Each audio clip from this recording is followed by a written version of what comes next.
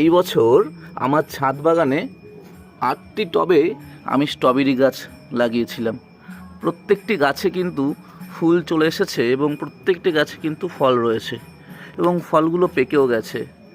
এর আগে একদিন প্রত্যেকটি গাছ থেকেই কম বেশি স্ট্রবেরি আমি হারভেস্টিং করেছিলাম। এখনও কিন্তু প্রত্যেকটি গাছে খুব সুন্দর স্ট্রবেরি ধরে রয়েছে এবং বেশ কিছু কিন্তু পেকেও গেছে এবং প্রত্যেকটি গাছে প্রচুর স্ট্রবেরি এসেছে এবং সাইজটাও বেশ ভালোই হয়েছে বছর।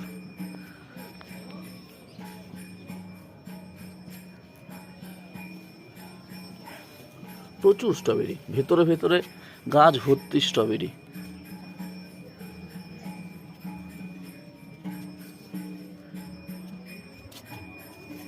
এই দেখুন ভেতরে কত স্ট্রবেরি রয়েছে।